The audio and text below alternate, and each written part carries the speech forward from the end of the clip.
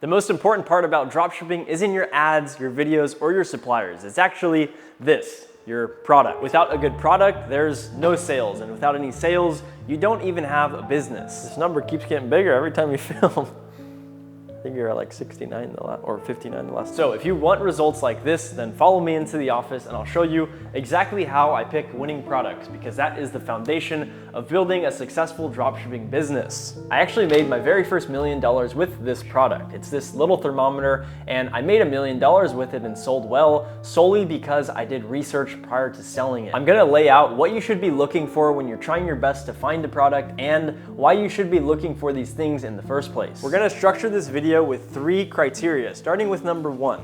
I'm gonna show you the one product research method that is very tried and true. I use it very regularly. You don't need to pay for ad spy tools or product research tools for now. You can just use this one I'm about to show you, and again, it's completely free. So let's get into my computer and I will show you this exact method to find tons and tons of good products. Once you get onto the TikTok Creative Center, you'll need to log in so you can scroll through all of the different ads. What this means is you could find products that people are already doing $10,000 a day with just with this free method alone. All you have to do is come down here and then do objective. I always filter by conversions. That way I'm not seeing all of the ads for apps, because there tend to be a lot of different ads for apps. And then all you have to do is just start to go through and see what sort of videos are trendy. So this one is a little trimmer that trims your leg. I actually did a video building out a store for this product in the video I posted last week. Definitely check it out. It's a very valuable video. If you put this video and that video hand in hand and you combine them, you can actually make a really good dropshipping website. This is another product. I believe it is, let's just see, a Split Ender Pro. So it basically pulls out the split ends, or it chops the split ends off. That's actually a really cool product. My girlfriend was just complaining how she has split ends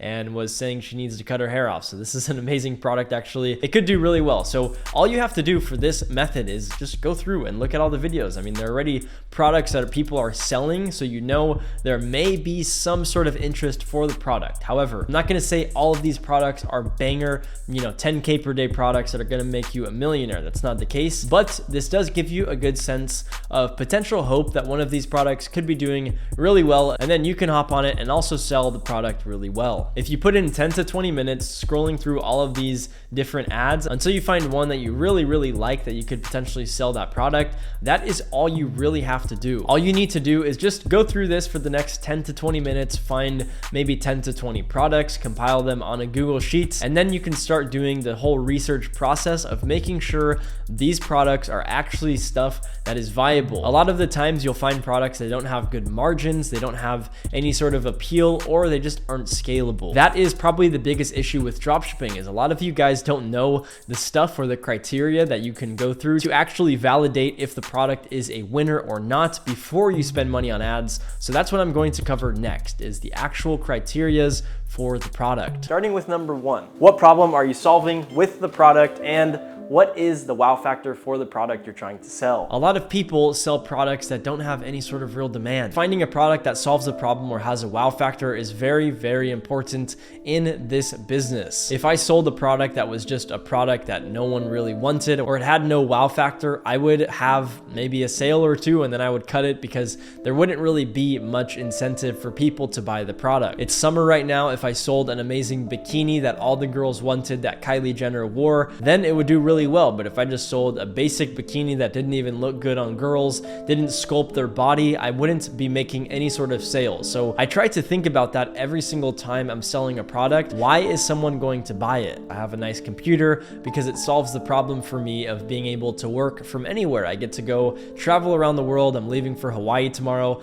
take my laptop, and I can run all of my businesses from there. However, if I wasn't able to connect to the internet with this laptop, would I still buy it? Hell no, because it wouldn't solve that problem, and it's a dumb product pretty much. A lot of you guys are trying to sell dumb products that no one wants to buy because there's no wow factor and there's just not really any problem solving aspect to the product. So every time you're trying to find a product, literally just ask yourself those two questions. What is the problem that I'm solving, and is it a wow factor? Is this product gonna shock the audience? Criteria number 2, is the product in demand? Selling a product that has an amazing wow factor, yeah, sure, it solves a problem, but if there's no demand, no one's also gonna buy the product. Let's say you solve the problem for people who broke their pinky who still want to swing a baseball bat. Yeah, maybe that's a problem for like 1,000 people in the United States. However, it's not that big of a problem to where you're gonna become a multi-millionaire. There is demand, but it's just not anything crazy. I'm gonna get into my computer and show you the simplest way to validate if a niche or a product has enough demand to be able to sell the product confidently. A simple way to do this is go on Google Trends. With a simple search of the term bikini, what you wanna do is filter by the past 5 years and see if there's demand right now or in the next few months for the product. So for this one, as we can see, it peaks around June, end of June, beginning of July, the product peaks. What this means is you shouldn't sell it right now. Today is June 28th, and that means we are at the peak of buying bikinis. That's not good. You don't want to sell at the peak. You want to already prepare to sell for the peak. And so if there's demand in the next 3 months, then yes, that is where you start to sell right now. You prepare, you start running ads. That way, by the time the end of June rolls around, you already have an established business with good results and you're dialed in already. If you try to sell the product right now, you're probably not going to do well because this is the peak season. Another good one would be back to school. This one's going to be trending a lot later, beginning of August. That's when it hits the peak, which is amazing. It starts to pick up around June. That is an amazing time to start building the foundation for the business, start running ads. That way, by the time August rolls around, you already have everything laid out and ready to go, and you can just scale to the moon. Those were both two good examples. Let's show a bad example. So thermometer, if I type that in the past 5 years, we're going to see a massive peak March 15th of 2020. This is when I had my thermometer company that did millions of dollars in sales. I would not try to run that company right now simply because there is no demand for the product. So guys, simply put, be logical when you guys are doing your research on your products. Make sure you're not selling products that have already trended. You're going to spend tons of money on ads, but then you're not going to get any sales, wasting all this time on building your website out, getting ads ready, and all of that stuff when you could have just done a simple research to see if the product had demand. Do this on every single product you guys look for to make sure you don't run into this mistake of selling something that simply, again, has no demand. The last and final criteria, number 3, is the product broad enough to sell to the masses. This guy's in here. Essentially what you want to do is just type in the product or niche you're trying to sell in. For this one, cat lovers. I was just chilling with my cat, so that's perfect niche. But what you want to do is just go through and see what sort of groups are being ran on Facebook, and more specifically, the size of these groups. You don't want to sell a product where the niche or category you're selling in has no avid fans of the niche or the product or the overall genre of what you're selling in. So cats, people love their cats. This is an amazing niche. If you have an amazing wow factor product that people would love to buy, then you would make tons of money. Clearly, this one has, 500,000 freaking members. This one has 50K, 140K, 50K, 70K, 30K, 157K. You guys get the point. Another one would be chess. If you go to chess groups, I'm sure there's some big groups. This one has 340K, 80K, 158K, 285. So if you have a good chess board or a cool product that people would love to buy in the chess community,